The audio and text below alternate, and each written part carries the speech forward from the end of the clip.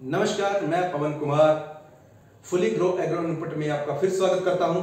आज हम बात करेंगे जमीन के ऊपर, क्योंकि धान की कटाई हो चुकी है और नई फसल की बुआई की तरफ हम चल चुके हैं। लेकिन हर साल हमारा उत्पादन भी कम हो रहा है और हमारा खर्चा भी बढ़ता जा रहा है। ये देखने में बहुत आया है, इसलिए हमें खेती थोड़ा सा लगता है यार भी सही नहीं है। उसका रीजन क्या है? हमारी जमीन में ऊर्जा शक्ति का ना होना या ताकत का ना होना, हमारी जमीन का सही ना होना, जो अपनी उपजाऊ क्षमता है वो खोती जा रही है। उसका रीजन क्या है? हम जानते हैं, अधिक केमिकल, अधिक कीटनाशक डालना, अधिक जहरों का यूज करना, ये चीजें हैं। लेकिन जो हमारी जमीन को चाहिए वो हम नहीं दे पा रहे हैं। देखने में आया है हर फसल के अंदर देखा जाए तो किसी न किसी तत्व की कमी हमें शो हो जाती है। कभी जिंक की कमी, कभी पोटाश की कमी और अभी कुछ सल्फर की कमी।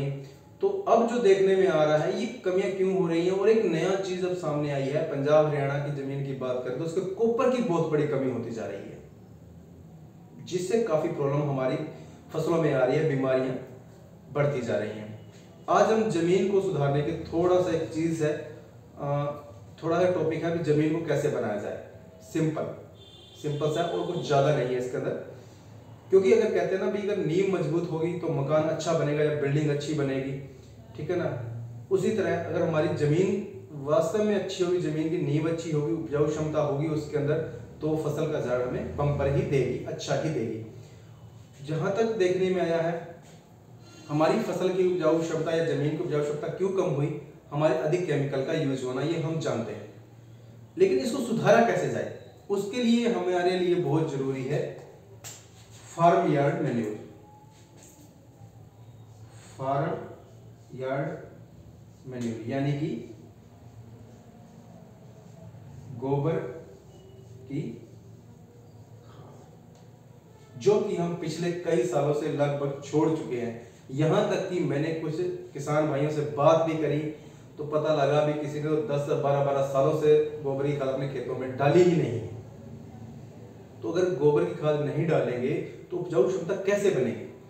गोबर की खाद ना डालने की वजह से हमारे जमीन में EC electricity conductivity, pH plus OC organic carbon की कमी होती जा रही है।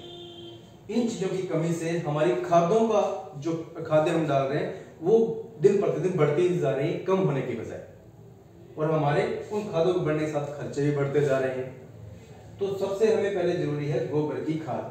अब समस्या ये है कि गोबर की खाद तो मिलती ही नहीं जो हम खेतों में डाल सके। कनक के बाद और पेड़ी के जो धान के बीच का टाइम होता है, सबसे बढ़िया टाइम होता है हमारे खेतों में गोबर की खाद डाले। लेकिन बात वही है भी, हमारे पास पहली बात तो गोबर नहीं है। गाँव के अंदर आजकल बहुत कम हो गया है, क्योंकि हमने जो पशु वो थे, जानवर थे, रखने कम कर दिए हैं। तो उतना गोबर नहीं हो पाता है, होता है तो 1 या 2 ट्राली होता है, जो हमारे खेती के लिए सफिशिएंट नहीं होता है। तो ये चीजें हमारे देखने में आती है। अगर हम बाजार से लेके, अगर शहर से गौशाला से बात करें या कहीं और से मिल रही है, हमें कोई डायरी से मिल रही है, लाने का खर्चा बहुत हो जाता है। लगभग आज के टाइम में 1000 से लेके 1500 पर ट्राली का खर्चा आता है। तो ये चीज है, इसकी कमी से ही हमारी चीजों में, इसके अलावा जो मुख्य तत्व हैं जिसकी हम बात कर देते हैं, zinc, copper, calcium, sulphur, potash आदि, डीएपी, इन चीजों की हमारी जमीनों में कमी आती जा रही है। ये जो हमें हमारी खेती के लिए गोबर की खाद बहुत ही जरूरी है। कोशिश करें हमारी खेती में गोबर की खाद डले। अगर नहीं डलती है तो उसके लिए हमें क्या करना चाहिए, इसके बारे में बताऊंगा आपको अगले पार्ट में, क्योंकि वीडियो बहुत लंबी हो जाती है। जो हमें देखने में प्रॉब्लम आती है, हम सोचते हैं इतनी लंबी वीडियो है, उसको शॉर्ट में बनाने की कोशिश करूंगा। पार्ट 2-3 बनाऊंगा। आज की गोबर की खाद है, अगर नहीं गोबर की खाद हमारे गांव में उपलब्ध नहीं हो रही है, इसके ऑप्शन है आसानी से है। पहला तो हमारे गांव से मिल जाए, हमारे घर में हो। दूसरा है गौशाला से उपलब्ध करा सकते हैं, ले सकते हैं। लेकिन इसका खर्चा हमारा लगभग 1000 से लेके 1500 रुपए तक आ जाता है। और 1 एकड़ में, जो कि लगभग 44 स्क्वायर फीट का होता है, 4 से 5 ट्रॉली जरूरी है। फिर ये रूढ़ी की जो गोबर की खाद हम बात करते हैं, गली सड़ी होनी बहुत जरूरी है। हम कहीं से भी ला के डालते हैं, उसमें एक दिन से लेके, अगर हम पहले दिन का जो गोबर फेंका जाता है वो 365 दिन का भी हो सकता है, और वहां से लेके वो आज तक जो हमने गेहूं इकट्ठा उठाता है एक दिन का भी हो सकता है। ये सारा मिक्स होता है। इसको डालने से हमारे खेतों में समस्या क्या आती है, जो कच्चा पक्का मिक्स फार्म एड मैन्यूर बोलते हैं, बिल्कुल काली खाद सड़ी गली हो, उसको बोला जाता है। इसको डालने से कभी हमें दीमक की समस्या, कीड़ों की समस्या, फंगस आदि तरह की समस्या का सामना हमें करना पड़ता है, लेकिन फिर भी ये खाद बेस्ट है।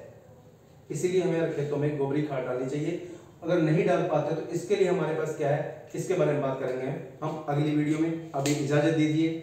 आपको हमारी वीडियो अच्छी लगे तो लाइक, शेयर और सब्सक्राइब हमारे चैनल को करना ना भूलें। सब्सक्राइब जरूर करें ताकि आने वाले टाइम में आपको और अच्छी वीडियो के द्वारा खेती के बारे में जो हमारे पास जानकारी है हमें मिलती है, या हम जो फील्ड के अंदर देखते हैं वो आपके सामने रख सके। तो हमारा channel fully grow agro input को आप लाइक और सब्सक्राइब जरूर करें। कमेंट सेक्शन में भी हमें कमेंट करके बता सकते हैं। कुछ और अच्छा जानने के लिए मेरा फ़ोन नंबर भी दिया गया है, उस पर आप जब मर्जी कांटेक्ट कर सकते हैं। आज के लिए इतना ही काफ़ी है, और हम जल्दी ही मिलते हैं दूसरे पार्ट में, जिसमें हम जानकारी देंगे कि अगर गोबर की खाद नहीं मिल रही है तो उसकी जगह हम क्या डाल सकते हैं। धन्यवाद जी।